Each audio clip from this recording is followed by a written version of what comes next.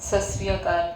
Welcome to bed stories for children from Sikhi Itihas on this channel how to learn kirtan on harmonium.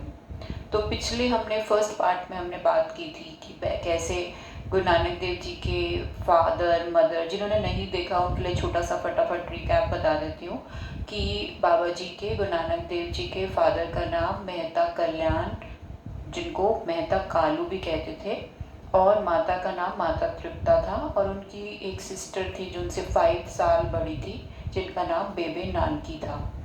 और baby Nanaki उनसे बहुत प्यार करती थी। उनका जन्म नानक अपने मतलब ज़्यादातर उनका जो बचपन बीता था वो अपने नानके में बीता था, इसका नाम नानकी रख दिया, और फिर बाबा जी का भी नाम उनके ऊपर नानक रख दिया।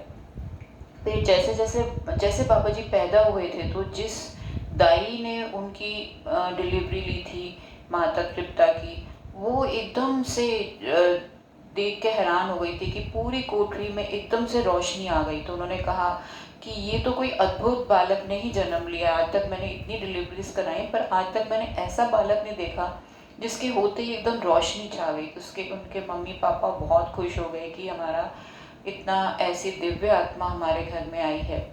और धीरे धीरे जैसे जैसे बाबा जी बड़े होने लग गए तो फिर उनका उन्होंने देखा कि बाबा जी का जो ज़्यादा झुकाव नॉर्मल बच्चों की तरह जैसे खेलने में और इधर उधर टाइम वेस्ट करने में नहीं था। वो अपने ही बहुत ही जैसे अपने ध्यान में रहते थे और ज़्यादा उसमें रहते थे कि ज़्यादा प्रभु की बात करना चाहते थे, प्रभु का ही विचार करना चाहते थे। तो उनको जब पढ़ने के लिए भेजा गया, ये पिछले पार्ट में हमने बात की थी कि कैसे उन्होंने जो टीचर था उसको ही बता दिया कि ये जो तुम मुझे पढ़ा रहे हो ऊड़ा, फर्स्ट वर्ड ही लिखा, उसी से ही उन्होंने उनको भगवान का इतना ज्ञान दे दिया कि टीचर को भी लगा कि ये तो मैं इसको नहीं पढ़ा सकता, ये तो पहले से ही पढ़ के आया हुआ है और ये इससे बल्कि मुझे ज्ञान लेना है।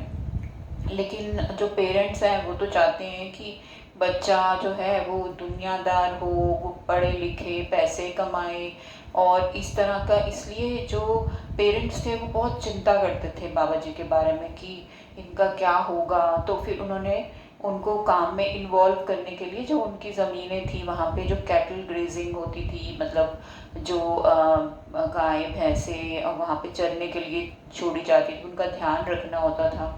तो बाबा जी को वहाँ पे भेजा था कि वो उनका ध्यान रखें। तो बाबा जी ध्यान रखे, लेकिन वो एक वहाँ पे बैठ गए थोड़ी देर के लिए और फिर प्रभु के ध्यान में मगन हो गए और वहाँ उनको नींद आ गई। और जैसे ही वो लेटे वहाँ पे तो उनके ऊपर एकदम सूरज उनके माथे पे था, एकदम उनके सूरज की रोशनी आ रही थी। तो वहाँ पर एक सांप आ गया और उनको छाया देने लग गया। तो उस टाइम वहाँ उधर से हेड गुजर रहा था, जो वहाँ उस गांव का हेड था जिसके अंडर मेहता कालू जी भी काम करते थे। तो वो उन्होंने जैसे ही देखा तो वो हैरान हो गया कि छोटा सा बच्चा कहीं इसको काट तो नहीं लिया सांप ने। तो एकदम जैसे वो भाग के आए तो वो सांप चला गया। तो देख के वो हैरान कि वो एक बच्चे के ऊपर सांप छाया कर रहा है। उसी दिन से उनको इतनी प्रतीत हो गई कि ये तो प्रभु का ही रूप है। एक राय पुलार जी थे और एक बेबी नानकी थी, जो बहुत उनको शुरू से ये बात की प्रतीत थी कि बाबा जी जो है वो एक नॉर्मल बच्चा नहीं है, वो एक प्रभु प्रभु का ही रूप है। लेकिन उनके पेरेंट्स को इतनी प्रतीत नहीं थी, इसलिए वो बहुत चिंता करते थे बाबा जी की कि वो नॉर्मल बच्चों की तरह खेलते नहीं हैं, अपने ही सोचों में रहते हैं, चुप रहते हैं, ज़्यादा खाता पीता नहीं है। तो उनको बहुत चिंता हुई एक बार। तो उन्होंने डॉक्टर को बुलाया, उनको लगा कि इसको कोई बीमारी तो नहीं है। तो वो डॉक्टर को बुला के उसको चेकअप करवाना चाहते थे। तो उस टाइम पे डॉक्टर्स को वैद्य कहते थे, तो उन्होंने वैद्य को बुलाया। तो इसकी हमने बोला था कि इस बार हम स्टोरी उस वैद्य के बारे में बताएंगे। ये देख रहे हैं आप, ये देखिए, ये बाबा जी ऐसे लेटे हुए हैं और ये वैद्य उनको चेक करने आए हैं। और जैसे वो लेटे हुए थे तो उनको वैद्य जब चेक करने के लिए आए और उनके हाथ को ऐसे, जैसे वैद्य जो है नर्व्स को देख के चेक करते थे उस ज़माने में, आजकल भी पल्स देखते हैं लेकिन उस ज़माने में सिर्फ नर्व्स देख के ही, पल्स देख के ही चेक किया जाता था। तो जैसे उन्होंने नर्व्स देखी तो बाबा जी ने उसी टाइम उनको पकड़ लिया हाथ, उनका बोला कि ये डॉक्टर, उन्होंने उस टाइम एक बाणी उच्चारी, जो बाणी गुरु ग्रंथ साहिब में 471 अंक पर है। जिन्होंने गुरु ग्रंथ साहिब पढ़ा होगा उन्होंने सुनी भी होगी ये वाणी कि उन्होंने क्या बोला था, वैद बुलाया वैद की पकड़ डंडोले बाहा, भोला वैद न जानई दर्द कलेजे माए। कलेजे मतलब दिल को कह रहे थे कि हे भोले वैद, हे इनोसेंट डॉक्टर, तो इसकी अगर ट्रांसलेशन करें तो इस तरह से है। तो उन्होंने ये बोला उस टाइम बाणी जो उचारी जो अब गुरु ग्रंथ साहिब में लिखी हुई है कि डॉक्टर तो कितना भोला है, वैद तो कितना भोला है, तो मेरा हाथ पकड़ के मेरी जांच कर रहा है और तेको ये नहीं पता कि मेरा दर्द जो है वो मेरे दिल में है, उस प्रभु से विछोड़े का दर्द है मेरे दिल में। तो ये देखकर वैद एकदम हैरान हो गया। वो कह रहा है इतना छोटा बच्चा ऐसी बातें कर रहा है। तो उन्होंने बोला कि ये क्या बोल रहे हो तुम, कहाँ दर्द है? तब उसने उनको बोला कि ये जो मन को जो एक विछोड़े का दर्द है, प्रभु से विछोड़े का दर्द, वो असली रोग होता है। उस रोग की पहचान करो, और वो रोग तुम्हें भी है पर तुम अपने रोग की पहचान नहीं कर रहे, और मेरा रोग ठीक करने आए हो। मेरा रोग तो तुम ठीक कर ही नहीं सकते, किसी का पहले सबको अपना रोग ठीक करना है, अपना जो इस प्रभु से विछोड़े का रोग है वो ठीक करना है। तो फिर उन्होंने आगे और जो बाणी उचारी वो ऐसे थी, वैदा वैद सुवैद तू पहला रोग पछाण, ऐसा दारू दारू लोड़ लहो जित वंगे रोगा आखाण, जित दारू रोग उठिए तन सुख वसे मनाए, रोग गवाए आपना तन नानक वैद सदाए। ये अंक 1279 1279 अंक पर है। और इसमें बाबा जी ने क्या बोला कि वैद तो असली वैद, सुवैद, सुवैद होता है जो असली सही अच्छा डॉक्टर तू तभी कहलाएगा जब पहले रोग, असली रोग को तू पहचानेगा। और असली रोग जो क्या है, हमारे अंदर विकारों का, हमारे मन पे जो विकारों का रोग लगा है जिससे हमारा विछोड़ा हो गया उस प्रभु परमात्मा से, तो उस रोग को तू पहचान। और ऐसा दारू लोड़ लहो जित वंगे रोगा खाण, और ऐसा दारू, ऐसी दवाई लाओ जिससे ये रोग, पहले रोगों का खाण मतलब एक रोगों का जो पूरी एक वहाँ पे पूरी एक फौज है रोगों की, मन के ऊपर जो रोगों की है। पहले मन बीमार होता है और फिर तन बीमार होता है। तो मन हम सबका बीमार है इस विकारों से, तो हमें पहले सबको अपने मन का इलाज करना है। तो असली वैद्य तभी कहलाया जाएगा जब तू उस रोग का इलाज करेगा कि ऐसा दारू लोड़ लो जित वंगे रोगा घाण, जित दारू रोग उठिए तन सुख वसे मनाए, रोग गवाए अपना तन नानक वैद सदाए। तू पहले अपना रोग गवा, तब तू असली डॉक्टर कहलवाएगा। तो ये बातें सुन के तो एकदम से जो वैद था वो तो चकित रह गया कि इतना छोटे बच्चे ने मुझे इतना बड़ा ज्ञान दी थी। और जब बाबा जी बोलते थे तो सीधा किसी के दिल तक उतरती थी वो बातें, क्योंकि वो दिल से बोलते थे। तो दिल उसका एकदम से हो गया कि हाँ ये तो बिल्कुल सच बात है कि मैंने अपने मन का रोग तो पहले पहचाना ही नहीं, और बच्चे को एक्चुअली में कोई रोग नहीं है। क्योंकि जब उसने हाथ उसकी नर्व्स पकड़ी उनकी बाबा जी की, तो उन्होंने देखा कि उनकी बॉडी तो बिल्कुल ठीक थी और बच्चा बिल्कुल ठीक कह रहा है। तो उन्होंने उनके पेरेंट्स को कहा कि इस बच्चे ने तो मुझे ज्ञान दे दिया, इस बच्चे को मैं क्या ठीक करूँगा, इसने तो मेरे मन का इलाज करने का मुझे रास्ता बता दिया।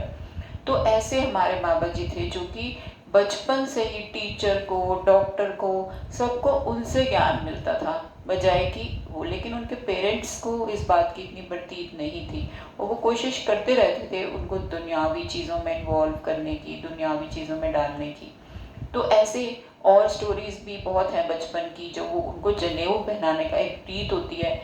जब ब्राह्मण को बुलाया जाता है, हिंदुओं में जनेऊ सेरेमनी होती है, उसमें एक धागा ऐसे डाला जाता है जिसमें कि जैसे ये देख रहे हैं आप धागा, ये धागा इसमें ऐसे डाले, ब्राह्मण आया हुआ है और वो बाबा जी को ये धागा दिखा रहा है कि ऐसे धागा जो है आपके ऊपर डाला जाएगा बॉडी के ऊपर। और ये एक सेरेमनी होती है, उसको जनेऊ सेरेमनी कहते थे। तो ये हिंदूज करते थे कि जनेऊ पहनाना है। तो बाबा जी तो इतनी आसानी से मानने वाला नहीं है, वो तो हर बात का उनको तो क्वेश्चन करना होता था। तो उन्होंने बोला कि ठीक है तुम ये जनेऊ पहनाने आए हो, पहले मुझे इसका मतलब बताओ कि इसको मैं बॉडी पे पहनूंगा तो क्या होगा। तो उन्होंने कहा कि ये है, ये तुम्हारा जो है ये प्रोटेक्शन करेगा, ये जनेऊ है, ये एक धागा होता है जिससे कि डालते हैं। तो उन्होंने बोला कि अगर ये जनेऊ तो कभी भी टूट सकता है, जल सकता है, कभी भी मैला हो सकता है, तो कहते तब दूसरा पहन लेना। तो बाबा जी ने बोला कि क्या इस जनेऊ को पहनने से मेरे मन में संतोष आ जाएगा, संतोष आ जाएगा, तो मेरा मन जो है उसमें दया आ जाएगी। ऐसी बातें सुन के तो वो हैरान हो गया कि ये क्या कह रहा है। तो उन्होंने ये बोला कि ये जनेऊ तो तुम मेरी बॉडी को पिला रहे हो, पर मेरा मन तो वैसा ही रहेगा। मेरा मन जब तक वैसा रहेगा तो प्रभु से तो मिल नहीं पाएगा।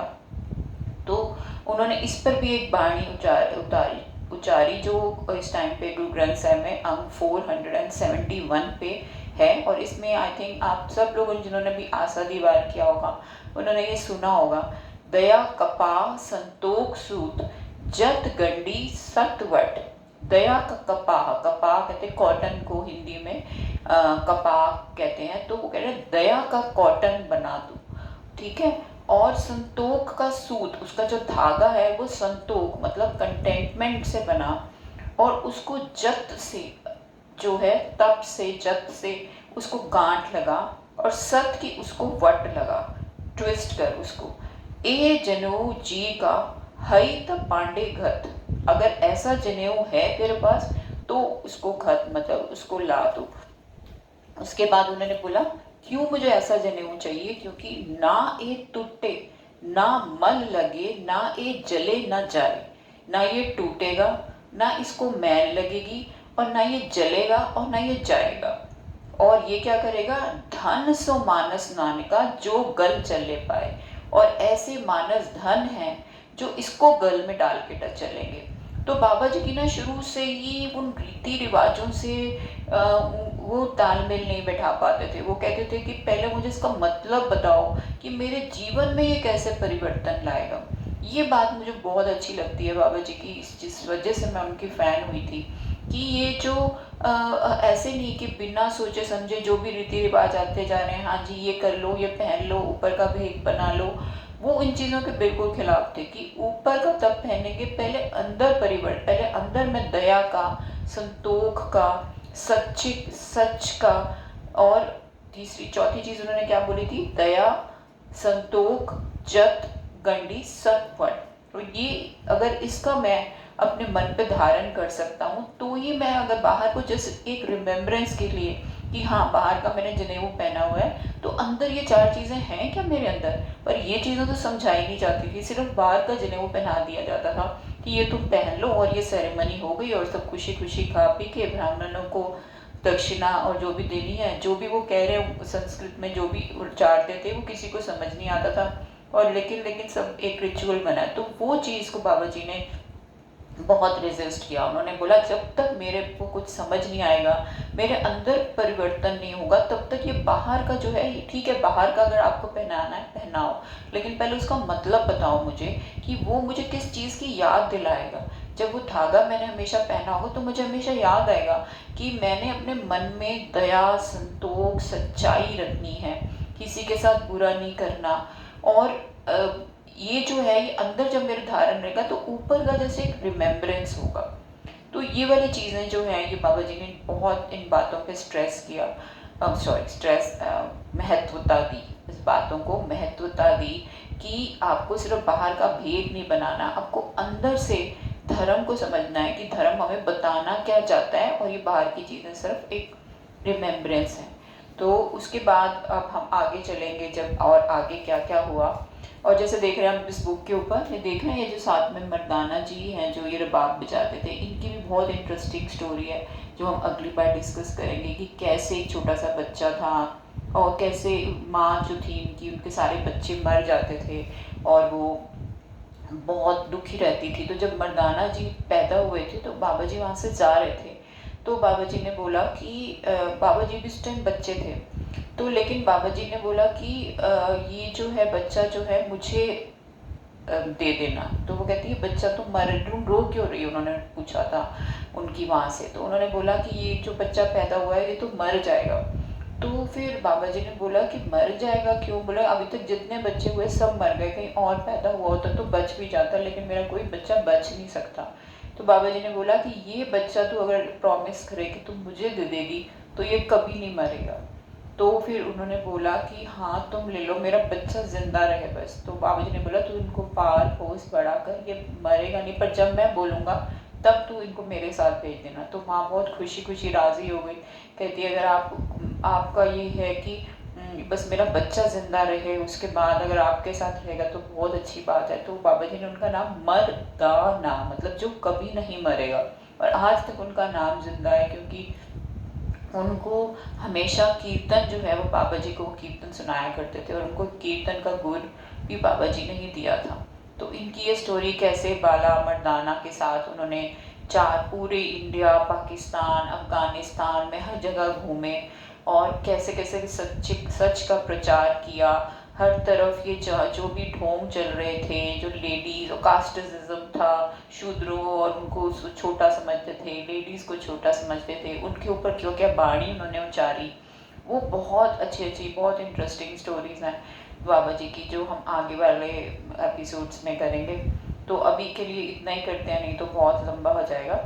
और जिन लोगों ने भी सब्सक्राइब नहीं किया वो सब्सक्राइब करो, लाइक करो, क्योंकि मैंने देखा है कि लोग देख रहे हैं लेकिन कर नहीं रहे, बट अगर करेंगे तो उनको जल्दी नोटिफिकेशंस भी मिल जाएंगी, और मुझे भी अच्छा लगेगा कि अगर इसमें प्रॉब्लम क्या है, किसी का कोई पैसा नहीं जा रहा सब्सक्राइब करने से, और ना ही मैं आगे चल के कोई पैसा लेने वाली हूँ, क्योंकि जैसे संदीप माहेश्वरी जी ने अपना स्पिरिचुअल चैनल बिना पैसे का, ऐसे मेरा भी मकसद तो यही है कि यहाँ पे गुरबानी जो है बिना ऐड के, बिना इसके प्रभु कृपा रखे मुझे कभी पैसे की ज़रूरत ना पड़े, तो मैं कभी भी पैसे लेने का नहीं सोच रही इस चैनल से। बड़ा सब्सक्राइब हो गए तो मुझे अच्छा लगता है कि इतने लोग जो हैं वो जुड़ गए हमारे इस चैनल से।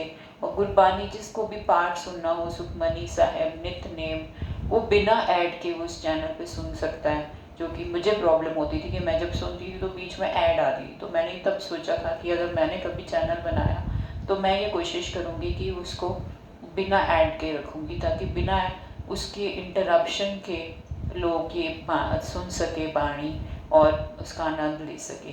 तो ये प्रभु कृपा रखे, और मैं अगर कभी भी ऐसा मौका भी होता है कि ऐसा, अभी तो खैर बहुत स्टार्टिंग ही है, तो भी मैं कभी अपनी इस बात पे दृढ़ रहूँ।